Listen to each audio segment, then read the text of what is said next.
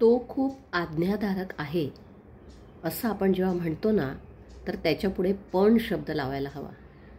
ज्यावेळेला पालक किंवा तुमच्या घरी आलेले इतर लोक असं म्हणतात की अमुक अमुक मुलगा किंवा मुलगी ही खूप आज्ञाधारक आहे, त्यावेळेला आपण असं समजतो की आपण जे काही सांगतो त्याप्रमाणे मुलगा वागतो, आपल्या आज्ञांचं पालन करतो, सूचना तंतोतंत तशाच पद्धतीने पाळत असतो, किंवा आपण जी शिस्त लावलेली आहे ती शिस्त त्याला छान लागलेली आहे आणि मुलगा आज्ञाधारक आहे असं लेबलिंग केलं की आपण निश्चिंत होतो. किती सहज शिक्का मारतो नाही आपण की मुलगा किंवा मुलगी हे आज्ञाधारक आहेत. पण एक गोष्ट आपण समजून घेऊया पालकांनो, की प्रत्येकच नाही पण काही काही आज्ञाधारक मुलांच्या मागे एक शांत अबोल असं मूल दडलेलं असू शकतं. जन्मतः मूल स्वतःच्या भावना व्यक्त करणारं असतं. ते जसं दिसतं तसंच खरंखुरं असतं, मस्तीखोरही असतं. पण जेव्हा ते मूल आज्ञाधारकपणाचा आव आणतं त्यावेळेला त्याला हे माहीत असतं की माझ्या मनाला जे वाटतंय, जे पटतंय, जसं करावंसं वाटतंय ते खरं असलं तरी रिस्की आहे. कारण माझं असं वागणं माझ्या आईवडिलांना आवडणार नाही आहे. ते कदाचित माझ्यापासून दूर जातील की काय. कारण मुलं तुमच्यावर अवलंबून असतात. त्यामुळे तुमच्यापासून त्यांचं नातं तुटणं किंवा तुम्ही त्यांच्यापासून लांब जाणं भावनात्मकदृष्ट्या हे मुलांना खूप भीतीदायक असं वाटू शकतं आणि या भीतीपोटीसुद्धा मुलं असं वागतात.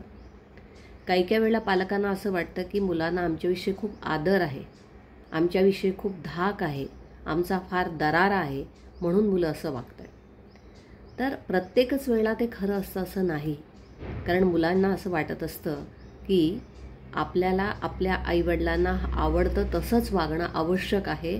त्याचं कारण असं आहे की आपल्याला सर्व्हाइव्ह व्हायचं आहे, आपल्याला आपलं अस्तित्व टिकवायचं आहे, त्यांना आवडेल असं आपल्याला वागायचं आहे. म्हणून आपण बऱ्याच वेळेला जेव्हा मुलांना असं सांगतो की तू शांत राहा किंवा लोकांच्या डोळ्यात येईल असं वागू नकोस, कन्व्हिनियंट वाग, याचा अर्थ मुलं काय लावतात की चांगलं वागत जा, हा अर्थ असावा. पण चांगलं वागत जा याचा अर्थ तुम्हाला जो अभिप्रेत आहे तो मुलांच्या बाबतीमध्ये तुम्हाला प्लीज करणं, तुमच्या मनाला आवडेल असं वागणं असं असतं. मुलं शांत राहिली की आपण त्यांची प्रशंसा करतो, त्यांना बक्षीसही देतो आणि यालाच आपण गुड पॅरेंटिंग किंवा बेस्ट पॅरेंटिंग किंवा उत्तम पालकत्व म्हणतो. खरं सांगू का, मुलं आपलं ऐकतात याने आपला इगो सुखावतो. ती आपल्यासमोर इमोशनली सरेंडर झाली म्हणून आपण समाधानी होतो. आपल्या मुलाला योग्य वळण लागलं असंही आपल्याला वाटतं. आपलं मूल असंच वेल बिहेव्ड चाइल्ड असल्याप्रमाणे वागावं असंही आपल्याला वाटतं. पण मुलांच्या बाबतीमध्ये जर विचार केला तर कदाचित मुलं असं शिकत तर नाही आहेत ना की आपल्या मनात असलेल्या भावना ह्या अंतर्मनाच्या तळाशी दाबून ठेवायच्या असतात, असं तर त्यांना वाटत नसेल ना. कारण अशी मुलं जी लहानपणी आपल्या सगळ्या भावना मनाच्या तळाशी दाबून ठेवतात ते मोठेपणी निश्चितपणे अँक्झायटी डिसऑर्डरचे शिकार होऊ शकतात. लक्षात घ्या की मूल ज्या वेळेला शहाणं होतं, मॅच्युअर्ड व्हावं असं म्हणतो आपण, त्यावेळेला खरं म्हणजे ते स्वसंरक्षणाचा विचार करत असतं, स्व अस्तित्वाचा विचार करत असतं. मी कोण आहे यापेक्षा माझ्या आईवडिलांना मी कसा पाहिजे ह्याचा विचार ते जास्त करतं.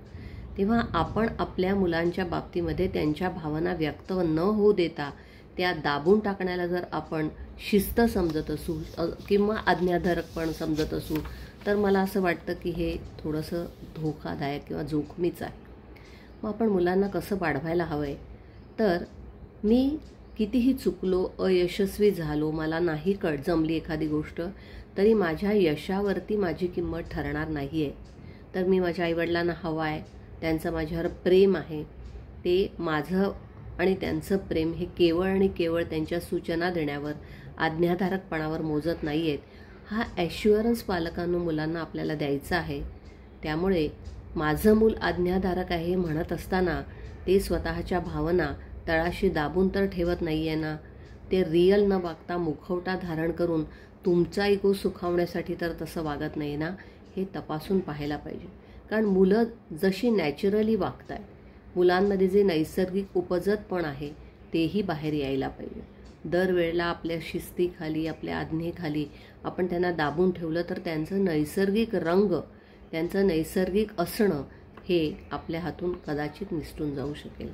म्हणून आपण शक्यतोवर मुलांच्या आज्ञाधारकपणापेक्षा त्यांच्या निसर्गतः किंवा जन्मजात सहज वागण्याला जास्त आपण वाव देऊयात. धन्यवाद.